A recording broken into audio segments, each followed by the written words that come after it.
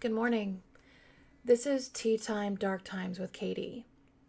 And this is going to be a very rough podcast. A lot of my podcasts are. It's about true crime. It's about dark content. See, I'm already stumbling over my words. This is very brutal. In fact, it was so brutal that when I was researching, I fell asleep, I didn't set my alarm the right way, and I overslept 2 very important meetings today. So I already failed first thing today. I already let a lot of people down. So I have a lot to think about. Now, I appreciate you for being in this podcast. So what I'm going to do is that I'm not going to fail anymore today. So I'm going to give you my podcast, and I have quite a few notes. So this one, if you are one of the people that have been following me, I really, really, really appreciate you so much. This podcast is my passion. I do all the work by myself, like everything, the research, the writing, the filming, the editing. I have one CEO, wow. I would love to be a CEO one day. I am an SEO person. I can't even talk. Sorry guys, I am so upset with myself. Have you ever committed to something and you just didn't go and you screwed a lot of people over? Yeah, that was me this morning. So, not feeling too good. So my energy is totally off. I don't even have a candle lit, but I do have crystals in front of me and I have a very strong mindset. So if you want to be here while I talk about this horrible monster and the Kentler experiment, then I shall go on. But warning, there are trigger words. Anything involving with children, if you cannot do, please click out of this podcast. I am going to leave shout outs at the end. And without further ado, let's get on with it. We're going to talk about the horrible piece of crap, Helmut Kentler, where his crimes were even noticed by the government, and not even noticed, but they were sanctioned by the government because they really believed in this quacks experiment. And I want to take you back to the 1960s Germany. And these crimes lasted all the way until I saw 2003. And to this day, we don't even know how many boys were affected. But like I always say in my podcasts, the bad is only temporary, okay? And it's not a permanent solution. So I am Katie Brannon. I'm going to be accountable for my actions. And there is no excuse. What happened, and I cannot change it. But what I can do is let these little boys, their voices be heard. Because this is, I've seen a few things about this guy throughout the years, I was researching, and it was a little by little by little, a little information here, a little information there. So my notes are kind of all over the place, which, that's just how I do my podcast. I just do notes and notes and notes. And I really think this was kept under the radar. But all this did happen in Germany. Like I said, people don't talk about it. But the main thing I'm going to say, and I don't even know how to say the words. I'm probably going to be demonetized, but, P-files. Yeah. They're known as, I don't know, some people call them playground people. Some people call them, it's basically men who have relationships with children in an extremely appropriate and damaging way. So that's what this podcast is about, where the government sanctioned an experiment for many, many years in over 30 cities for these foster children to be in foster homes with these kind of monsters. Yes, you're going to be like, Katie, you're being Judge Judy again. Well, I'm sorry. P-files? No, I'm sorry. There is just, I know there's something wrong with them in their head. Um, but, there's also right and wrong. So, yeah. But this goes way, way, way after wrong. Like, this is, yeah. So, Helmut Kentler, he was born in 1928, okay? And, he was extremely famous in Germany. So wherever you are, whatever country you are, think of a famous doctor, somebody who is media famous that you really, really, really go to their opinions. I mean, I guess I'm thinking off my mind, like on TV, you have the doctors, like the actual doctors. You have, famous doctors on TikTok and YouTube, and you have herbal doctors. So, Kentler was way more famous than that. So, what he did, I personally believe, and it's written down, was because of the projections of unresolved feelings with his father. Yeah. Ooh, my chest is so tight. Anxiety is real, people.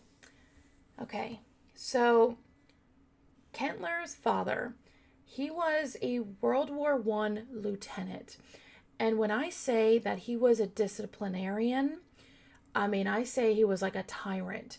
The father did not believe in any affection towards his son. I could not read if he had any other brothers or sisters. What's mainly known is that Dr. Kentler just grew up in a very harsh, childhood. And is this an excuse for his actions? No, I do not agree with that at all. But this could give some merit, to why he was doing this in the first place. Now, why the government believed in his experiment, I will never know. I don't understand it. I'll tell you what he thought personally, and the government was like, yes, this is right. This needs to be done. We need to change the generation and not have them turn into Nazis. Yeah, so let me go back. So yes, Kentler said one of his worst things that he remembers in childhood is that his father would take him hunting. Like you wake up early and you go and hunt. I'm not sure what they were hunting, probably deer. It says Germany back in like the 1930s and, 40s. And his father would never hold his hand. So Dr. Kentler would say that all I ever wanted was my father, when we're going in the forest, to hold my hand. Now that is very sad. You're a little kid, you're a little child, and you just want affection from your father. So something that little of, just holding hands. And of course, the massive screaming and yelling, and I'm pretty sure the physical abuse, because Kentler was raised in a household where men should never show their emotions, where men should never cry. So already we're off to a really bad start. When the father came back from the war, he became worse, which I didn't think was possible in my research. He also joined the Nazi regime in World War II. And if you guys know, Germany lost World War II. And so when that happened, the father became withdrawn and angry and cold. And the father was very well known to follow William Reich. So if you're thinking, oh no, Katie, we're going in the Nazi territory. Yeah. He really believed in the Reich, in the, the horrible hatred of people, the order, the certain look somebody's supposed to be, just anything that was different, anything that was out of the ordinary was out of the question. So if you're thinking, well, Dr. Kentler, was he homosexual? Yes. Yes, he was. And he was totally, absolutely repressed. Now, like I said, this research was like, my God, it was so hard to find. That's why I was like up all night. But I just kept going down the rabbit hole because I kept asking, why? Why? Like, why? I don't understand. Like, children are the most innocent. Children and elderly people and animals. Like, what? Okay. Now, he said that, due to his homosexuality, the reason why he was gay was because he would become attached to men after the lack of affection from his own father. The resentment he had for his father pushed his views of sexual expression to the extreme in Germany. So this is right after World War II. There is still, even sadly, there are Nazis today, which there shouldn't be, because nobody should be raised with that kind of hatred. You should put that passion into something else. How about love? How about building? How about growing something? Not just constant resentment. Like, who would want to grow up like that? Like, my God. Like, I already was feeling really bad just by reading this. I was so angry. And I was thinking, imagine people who really supported this and how angry they were because they thought they were doing the right thing by the generation of people of their country. German men throughout the war is what created fascism. So fascism is like on par with being with a Nazi. That's how I would assume. It's like way, way up there. It's like up there with tyrant, just like total monster. You'd like turn off your feelings, and whatever you're told to do, you do it. Like, the Holocaust.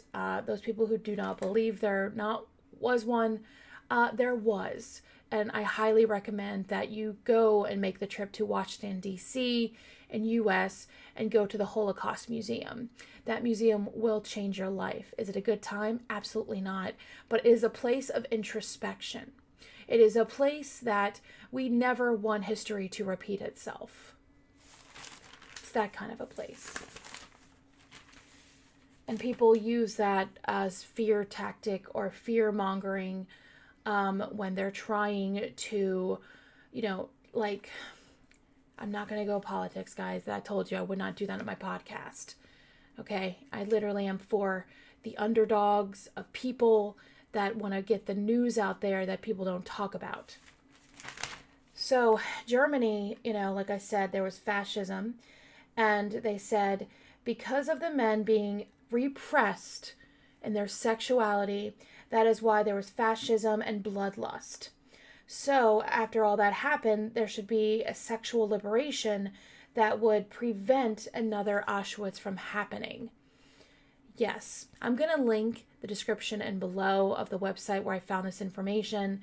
It started with reading in the New Yorker. This article came out in 2017. So Dr. Kentler was like a psychologist, a sexologist. Basically, I feel like sexologists are pretty much perverts. That's like the easiest way to say it. Like, you literally focus everything on sex. And I feel like when you bring in sexuality and children, that should never be a thing. Ever. Okay? I'm sorry. That just shouldn't. Okay? Be a child. Be as innocent as long as you can. And, do not get shown ugliness of the world in the beginning. Like, keep your innocent, you know what I'm saying? Like, ignorance is bliss. That's how I grew up as. I grew up as a very naive child, kind of in a sheltered home, but not too sheltered. I was raised in I was raised in like a family business. So we were put to work at very young. Not upset about that. I was for a long time, but then I'm older and I'm very grateful because it put principles and ethics. And I think why I'm so harsh on myself today, because I missed a couple meetings that are important And it's literally like detrimental to me personally, because when you put commitment into something and then you do not show it, or you show it just, yeah. So I think like putting those rules on me and putting those expectations of work very hard, have a work ethic, build something, be better for the society, always contribute. I think that's why this really hit me so hard, because Dr. Kentler is basically saying the reason why there was Nazis and the reason why there was the Holocaust, because of extreme sexual repression, because of, there were homosexuals in the actual regime of fascism, Gestapos and all that, and they were actually gay. So they took their aggressions on innocent people. Which honestly, guys, that does not sound that far-fetched. But what is far-fetched is that people associated with pedophilia, even to this day, with homosexuality. And that just mind boggles me. That is like asinine. And a lot of the things I'm going to read here are asinine. Like they're too unbelievable to comprehend. Like I couldn't comprehend it. Like my brain, I'm like, what? What? Because I feel like if this happened, like, not under the radar for so many years, what the hell happened under the radar? What is happening today? That's where mine goes. So my dark content people, if you're there with me, I mean, you feel me. Now, this is why he felt his experiment was brilliant, because, you have all these homosexual men, which, again, like, I'm just like, why the hatred in the beginning? Like, be who you want to be, just make sure it's consensual and of age. But I'm not a doctor, because I went to the rabbit hole, because I went into like, where does the pedophilia come from? Are you born that way? Are you turned in that way, due to trauma? So, yeah. So that was his main psychology through the 1960s. Do not be a Nazi. If you feel shame about your sexuality or yourself, then you are going to be a Nazi. Yeah, no, it does not make sense. But like I said, I'll link the article. You guys read for yourself. I'm just trying to do my best and summarize. Oh, man. Now, if you're wondering, well, Katie, how far did it go? How far did it sanction? Well, they had daycare centers. Daycare centers in Germany. They began to encourage children, okay? Like prepubescent children, to be naked. Yes, to be naked and explore each other's bodies.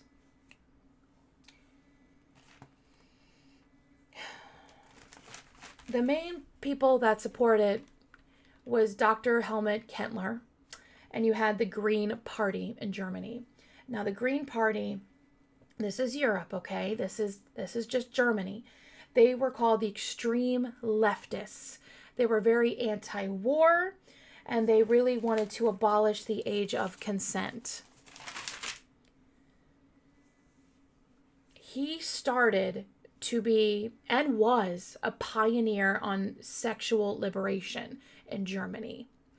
Now, the focus on his experiment was on runaways, young male prostitutes, and heroin addicts.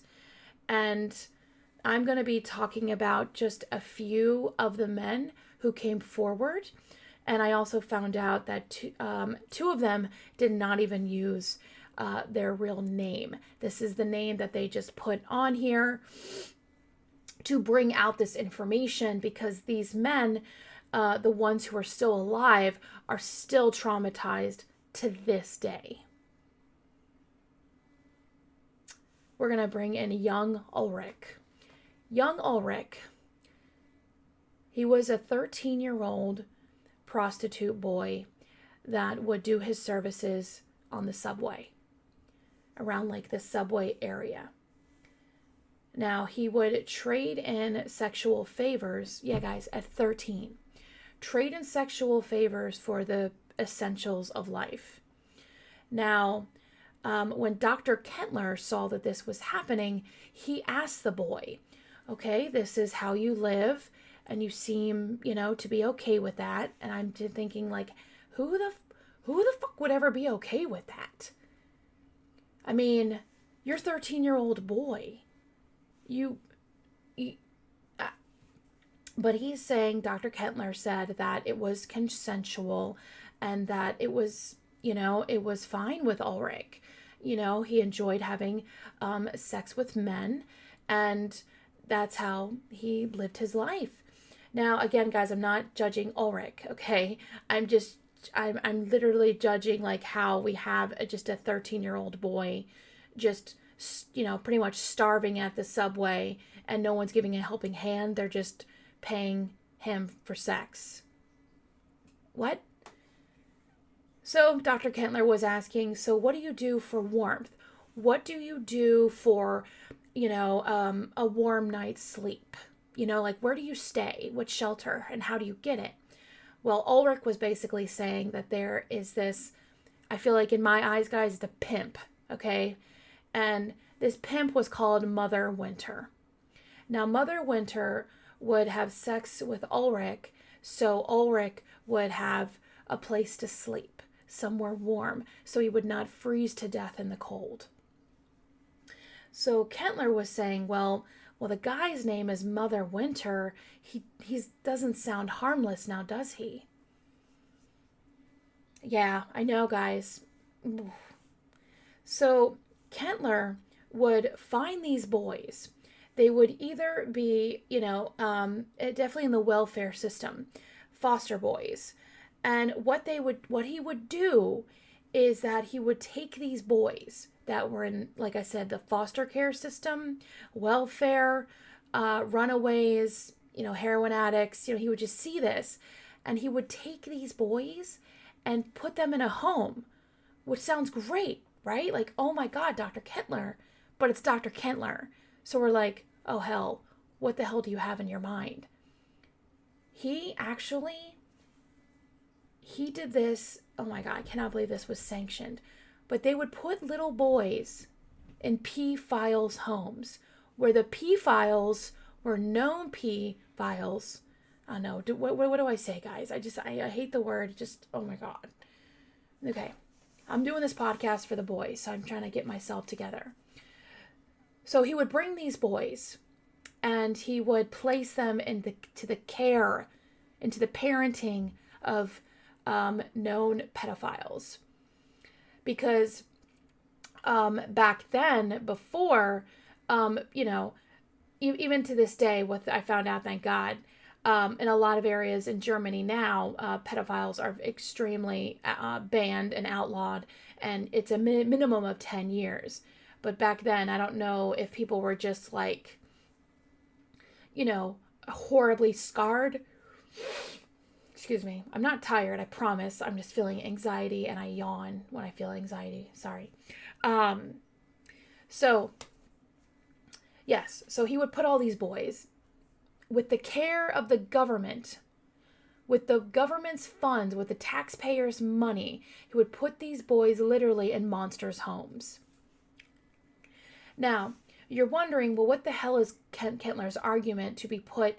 Why would these kids be put in pedophiles' homes as a great alternative than to being on the street? Frankly, I'd rather be on the street. I'm just saying, I'd rather. That's hard. I'm sorry. That's hard. The energy got really strong in here. Okay, sorry. All right.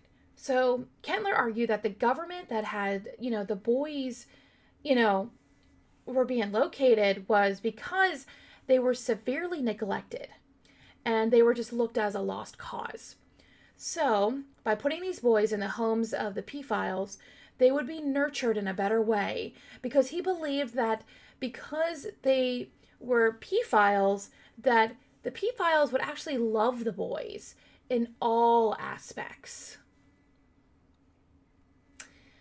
even sexually, meaning that they would actually receive the affection that they want or that they need to survive in this world that they didn't receive previously. Yeah, guys, it's nuts. It's nuts. It's nuts. I cannot imagine these little boys and their screams not being heard. And there is nothing they could have done because the government sanctioned it. So I don't know if back then the whole entire Senate of Berlin was all pedophiles and they thought it should just be a pedophile world. Who knows? But I'm going to bring you to Marco's story, okay? Marco, man, this one I think kept me up at night. I mean, all right. Marco.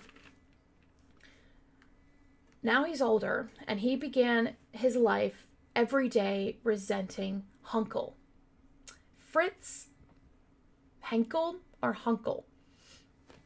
Now, he worked, we're going to talk about Hunkel. He worked under Dr. Kentler. He was one of the main pedophiles in the foster homes, and he was the main research subject that Dr. Kentler was looking over.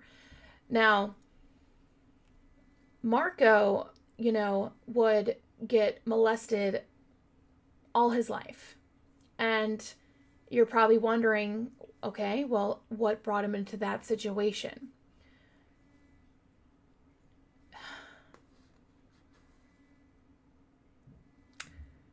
When I told you when Marco grew up, it was after the age of 18. I'll go backwards in a moment. But after the age of 18, Marco could not even, he wanted the molestation to stop. So what Marco would do was that he would work out like a maniac. He would lift weights. He would run. And he would build his strength. He would build his strength to make sure that Henkel does not touch him again. So Henkel, by Marco finally getting strong enough to push Henkel's hands away from fondling Marco, that was when Henkel would absolutely physically abuse Marco. Just physically. So the sexual stopped. But the sexual stop, it started from 5 years old to all the way to, some articles said to 13, but another article says, 18. But he could not leave out of his care because, foster homes, even in other countries, when you're the age of 18, you're legally an adult. But Marco was so damaged mentally and physically, that he could not go on. It took him until 21 years old to leave Henkel's care of the foster home. So instead of Marco being sexually assaulted like he was for a very long time, he would be physically abused and he would be starved because Henkel would go and literally put a lock and key on the fridge so Marco would starve. To this day, the last thing I read about Marco is that he has never been the same. And it took years and years to kind of go on with his life. I don't know how you could ever go on from this horrific trauma. But he did end up getting married, and he did have a child. And he found out in the newspaper that, the famous Dr. Kentler's, this is hard. But Marco, since he was so young, you guys, he didn't understand what was happening to him was bad. Now, I know you can't wrap your head around that, but he was only 5 years old, so he figured that was normal life. But then when he found an article in the German newspaper, which is like an equivalent to the New Yorker of, United States, it was a very big, like the Guardian, the New Yorker, New York Times, just like a very big article that a lot of people read and respect. He read that, Henkler, the abuse that was done to these boys was monstrous and unheard of. So Marco, already feeling broken, like feeling he was different, feeling that, something was wrong with him, finding out that he was abused since he was a child, it was a very hard thing to wrap Marco's head around. And Henkler was in the paper because he was dying. So Henkler, we don't know if it was dementia or cancer, but when close to his death, he definitely suffered.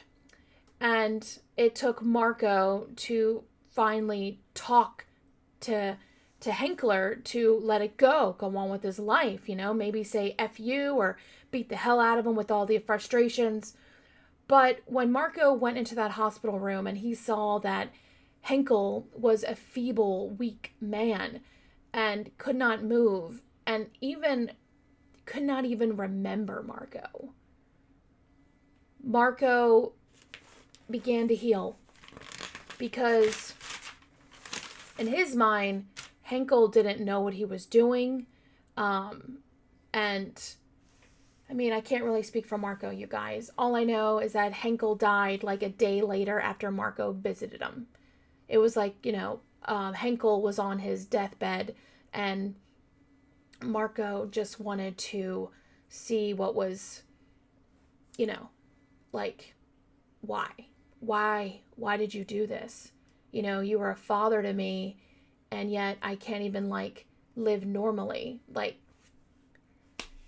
so, I mean, maybe Marco got some kind of retribution. You go visit your abuser on the abuser's dying day or dying moments.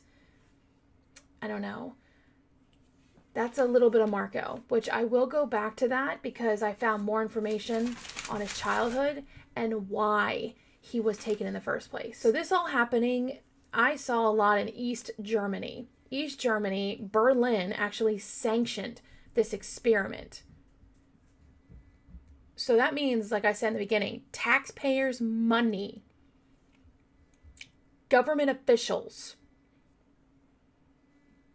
allow this to happen. Just process that for a second. Like, what? Okay. So Fritz Henkel, this monster, he was a known pedophile, okay? He was 47 years old when he started bringing in boys to his home. Now, Sven is one of the names that was told. It's not the real name. He was 7 years old. 7 years old when he got into the home. And he was in that home for 13 years. He was also in that home, guys. If you're wondering if he just abused a couple children, oh my gosh, there was 8 other children underneath his care. Henkel began fostering boys in 1973. Now, Kentler would tell the people that everything is fine. These boys are being loved. They're being taken care of. And, he's telling all the people that, he is, Henkel's personal advisor. He is the doctor that is looking under the care. Well, when you had another psychologist go and see these kids without having, like Dr. Kentler's permission, there was one psychologist that were just trying to get one of the children away because it was a year and a half the child was with, Dr. Henkel. Oh my gosh, I cannot talk. Good gosh. Okay. All right, so this psychologist actually was wondering, hey, is this really working? Are these kids happy? Are they really getting taken care of? And is having sex with children really beneficial to their mental health? Yeah, people were asking these questions. They were serious. So when they had someone else intervene and Dr. Kentler found out, he went into the actual room where this child was being, analyzed, and Dr. Kentler punched the psychologist in the face. Really? Yeah, so what are you trying to hide, Dr. Kentler? Just saying. I'm not trying to conjure you up or anything. You are not welcome in this vicinity. You are not welcome in this area at all. So, don't even. Okay. So, Dr. Kentler, this is his experiment. He would observe Henkel's parenting skills with these children. Every couple months, Henkel would drive over 100 miles with the foster children, okay, to Kentler to see his teachings and to observe how the children were. Now, Marco, the kid from the beginning, started living with Henkel when he was like 5 years old, as I said. And there was Sven also assigned to them. So you have 8 other children with this experiment. Now, the boys that were abused thought it was just normal. Like I said, guys, these are 5-year-olds, 7-year-olds, and they're having horrific things done to them. And, they grow up thinking this is normal, like this is the way of life. But, the boys, they never really talked about what happened to each other. Which I find that sad when horrific things are happening, and it's happening to somebody else in the household, in the foster home. The boys couldn't even talk to each other. They said that when they would go to sleep at night and if a door was closed to a bedroom, they knew where their stepfather, Fritz, was doing and what was going on. And it was normal to them. Which, no. Like I read that they felt different and it hurt and they thought it was normal. Like they thought it was just so. These men abusing these children over and over again, the children felt nothing but shame in their older years because one thing I found out about the body, which is wild to me, when men get abused more and more, it seems like their body can take the abuse more and more physically.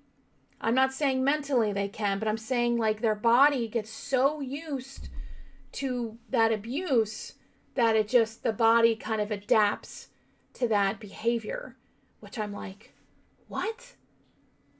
What the hell was done to these boys that their screams were not heard?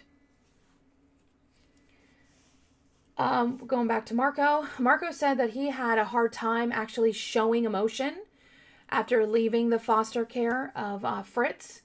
When he became older, like he just became cold and distant as an adult. So Marco's mother and brother they came from sort of a broken home, but nonetheless, his mother, brother, and father were trying to rescue Marco. So yes, this is a boy who had, I feel like a loving family that just could not fend for themselves. So what happened was when Marco was 5 years old, he was playing and he got hit by a car. Now, it was a little bit of a head injury. The hit by a car, it wasn't that serious. It wasn't. There was blunt force trauma. I'm thinking, the car saw Marco at the very end, slammed on the brakes, and then hit him on the head, Now, the mother was very, very upset, and, she was like, oh my God, my child. And, the father was of Palestinian Arab descent, and it didn't say what the mother did. It just said she worked at a hot dog kind of booth. So this mother had, they had different children, but they basically did what they could to make ends meet. Sadly, they were in dirty clothes, the children, And even though the mother and father and, the brother did love Marco, the government thought, you know what, lady, you can't take care of these kids. So what we're going to do is we're going to take your child away and put them in a pedophile's house. When you take children into foster care or with the government and you take them away from where they're from, aren't they supposed to be protected? By doing this, you're doing the absolute opposite thing that you're going to do. But like I said, with Kentler's teachings that, pedophiles and children should have a loving relationship, because if they don't, then they'll turn into Nazis. Mother and brother, and I believe the father was absolutely devastated because he could not get his son back. So he went back to Syria. The mother and brother did what they could to go and see their son. And they went to the judge and they're like, let me see my child. Well, Dr. Henkler and Fritz Heckel went to the judge and said all these lies. Said that the boy was absolutely terrified of his mother and father, that when the little boy saw anybody with Arab descent or Palestinian any kind of look, that the little boy would have nightmares and he was scared for his life. I know, what? The judge believed it. So the judge only had visitation for, set the visitation rights for only once a month for Marco, for him to see his mother and brother. And then quite a few times after that, it would be once a month visit, but then Henkel, whatever, would cancel the visits, or he would cut them even short. So there's no outlet. There's no, and so when he would be with his brother and mother, Henkel and the doctor would be right there. So even though you clearly see something is wrong with the child, because here it is, this is the findings, Marco would urinate on himself in school, in front of people, and he would grow extremely distant. He would be cold, and he would start to write backwards. If you don't know what that is, ladies and gentlemen, those are the first signs of child trauma. Yeah. Henkel forbid Marco to see his father because he believed that the authorities, that Marco being Marco's father was extremely dangerous and very harmful to Marco's mental health. No, I think you wanted to keep the father away because the father would freaking kill you and beat the living snot out of you. But that's just me. That's just my personal opinion. Okay? 1992. Okay? So Dr. Henkel had these kids from 1973 is when he opened the foster home. That was from all the way to the 90s. 1992, there was a hearing. Marco was coached to say this to the judge because this is a huge deal in Germany. Okay? You have Marco, who was a very loved child from his parents who just simply needed help. Okay? Maybe not forever help, maybe for some more short-term help. Okay? Don't live off the government all your life, especially, okay, sorry. I'm not trying to be political. Sorry. Oh, focus. So Marco was coached to say to the judge, saying that he wanted to stop contact with his birth parents. So for 2 years after that, the judge was like, no visitation rights whatsoever. You're not going to see your mother. You're not going to see your father. So if you're wondering why the father dipped and left, this is why. Because there's nothing he could do. He can't see his child. So he's going back to his hometown in Syria. His home country in Syria. And the father wrote letters to his son wanting a goodbye because he was saying, I'm going to Syria. And he never heard anything back from his child. Marco did not develop any critical thinking skills at all during this time in the foster care of Dr. Henkel. Now, when I said before, why did this happen? Why was foster children who needed love and care and some structure, okay? Why were they put in the houses of pedophiles? Like I mentioned a little bit before. Because he believed that you're a Nazi. Yes, if you don't let pedophiles love how they love, because they really said pedophiles should have the same rights as straight and homosexuality people, that you are a Nazi. I'm sorry, what? Like I said, guys, I warned you, this is asinine and disgusting, okay? His goal was to develop a child-rearing philosophy for a new kind of German man. Sexual liberation. Because if there's no sexual liberation, then you become Hitler. Then you become a horrible part of society, a Nazi. Now, he truly believed that it would prevent another Auschwitz, another Holocaust, if you just had sexual liberation. Yes. Yes. That is my best friend texting me. He probably senses there's something wrong. Definitely. Let me turn off my notifications, my unprofessionalism. I don't know. This is like... Alright, so... Sorry about that, guys. So he wanted to produce a generation of men who were less damaged. That was his thinking of putting children with pedophiles and getting abused. And the government being like, yeah, let's do it. Let me give you state funds. Get all the children off the streets. Save them. Love them. Care for them. Oh, you sexually abuse them? Oh, they want it. It's a type of care. It's going to help them be less damaged. What? Kettler, if you're wondering, well, did he foster boys as well? You bet you he did. Yes. He fostered at least 3 at a time. And like I said, it's literally institutionalized, state-funded of sexual abuse. Do you guys see it any other way? Do you guys see it any other way? Because that's how it was.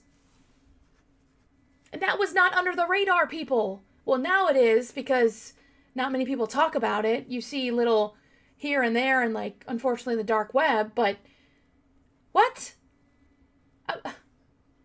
Can we have children be children, please? Can we have them, like, be playing? You feed them, you teach them school, you teach them how to love themselves, love other people, but not have any sex? Sexuality in children should never be a thing. Ever. I'm serious, guys. Please tell me you agree. Okay? Like, I know we have different things on our bodies, but be a child. If you want to go to your parents and say, hey, I'm attracted to this kind of person, that's fine, but do not put little children in pedophiles, because you're going to F them up for the rest of their lives. You're not creating a generation of less damaged people. You're creating a generation of people that is way more damaged than you could ever imagine.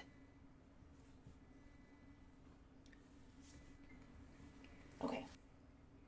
Kettler did his last interview. I couldn't find another one, but he was 57 years old at the time. Yeah, I'm done calling him doctor. He's no freaking doctor. Yes, he went to school and earned his psychologist degree, became a sexologist. Sorry. I just don't. I'm trying to be open-minded here, but I just cannot see little kids be touched and be told that it'll be less damaging to the psyche. Really? Okay. Well, the last interview, he was telling an interviewer that he was feeling fresh and loved, and he looked so good because of his relationship with his son. Yes. He said it was a love story. It was a beautiful, fulfilling love story. He's 57 and his son is 26. He had this 26-year-old son since the kid was 13 years old. Well, out of nowhere, he says that as long as the sexual content to children is not forced, you guys, if it's not forced, then it's love. If you do not force that, then you will have mutual love as well. What?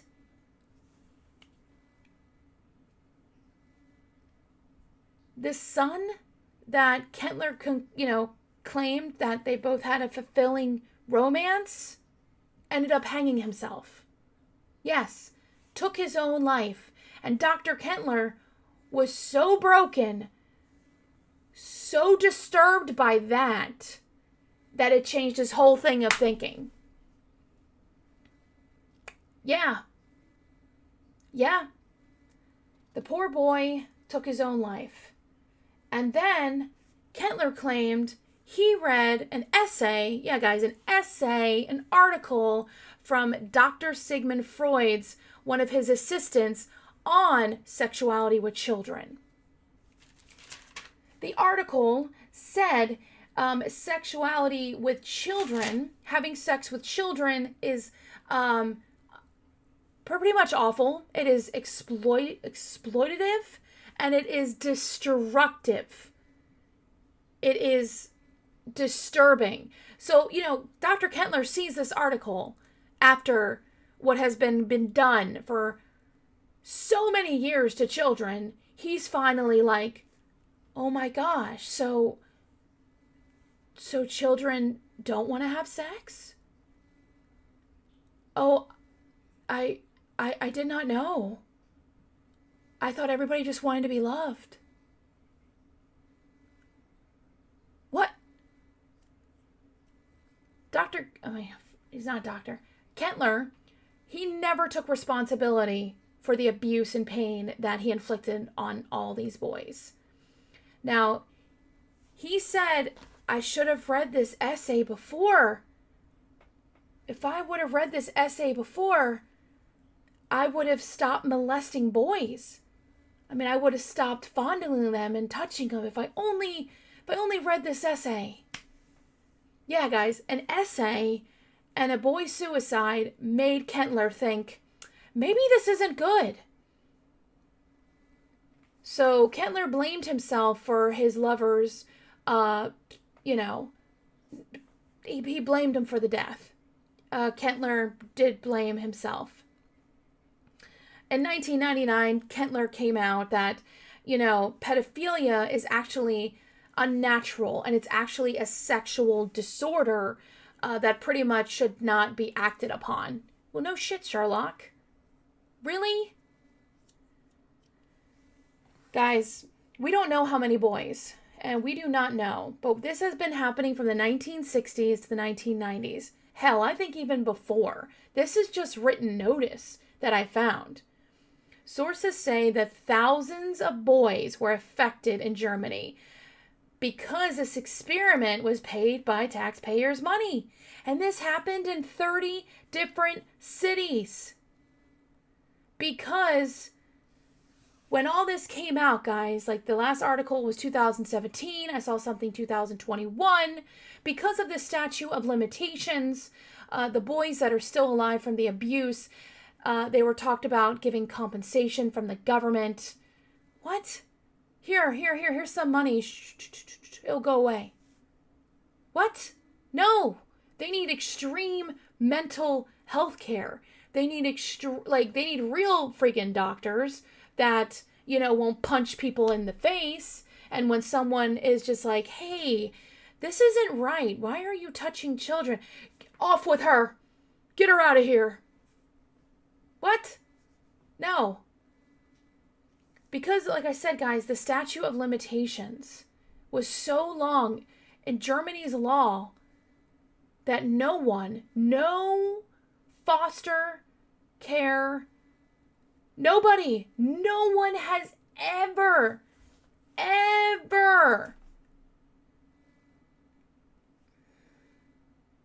yeah, these boys have never received justice.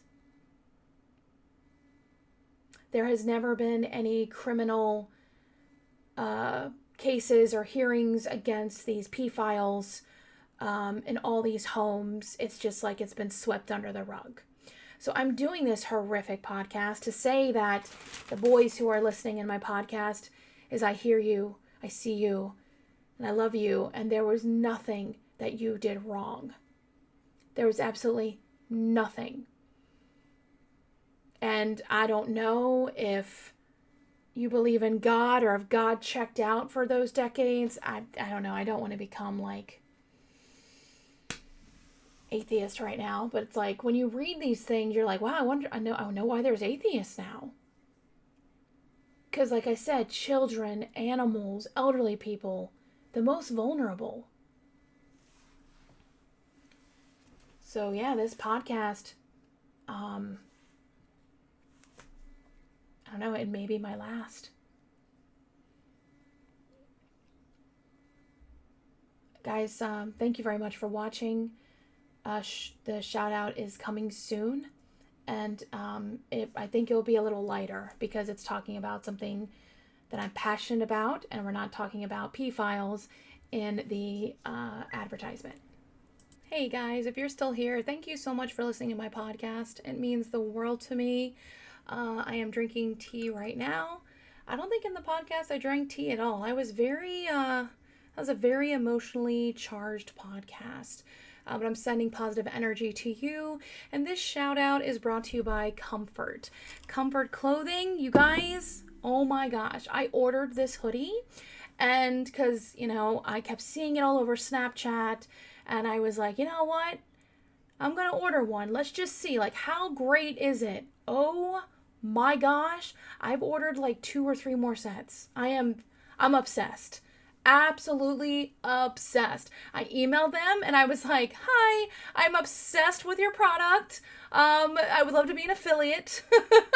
Can I? And they approved. Guys, an affiliate. And I love it.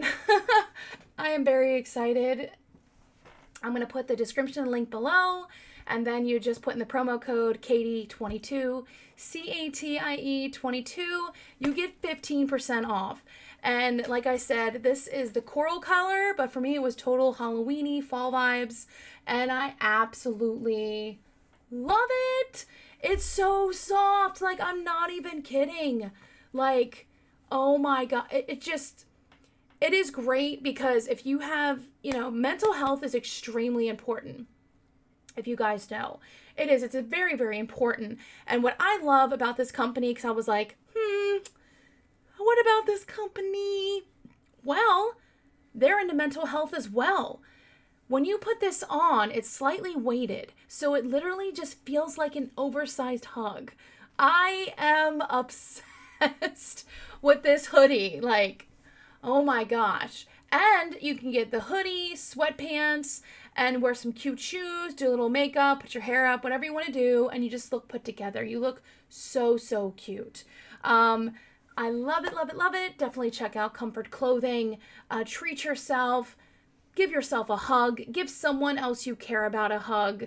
And support a company that actually donates money to the foundations for mental health. So I'm really excited. Hopefully I did this properly because, yeah, I got a promo code. I got accepted, and I'm super excited about that.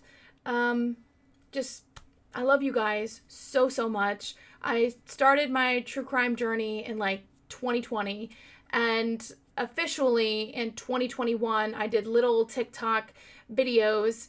And after that, I had a very unfortunate accident, and I almost was not here today. In fact, it's the 3-year anniversary. And I started TikTok right after the accident. Like, I started doing little TikToks and more, into, true crime, because I'm like, what can I serve? Like, what can I do? What can I contribute to the true crime community that so many other amazing creators are already doing? And, George is just amazing. He was just like, yeah, but there's no one who's you. So you do you. And, and I'm like, okay, yeah. So it's been over a year now since I officially started a podcast, April 2023. is when I started it. So I love it, guys. If you have any suggestions, let me know. But as I was I was like thinking and everything, and I was like, okay, this podcast makes me so happy, because even if 1 or 2 people listen to it, you are helping other people. You are literally being the voice for the voiceless. And just think about that. I appreciate you guys. Let me know what you think about this series. It's not exactly true crime. It's dark content. That's why it's Tea Times, Dark Times with Katie. And the tea is, my favorite. Green tea with lemon with a shot of honey.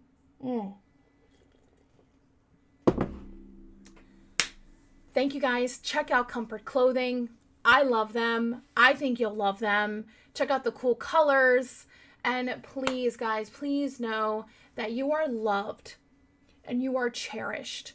And remember, you are doing better than you think. Bye, guys.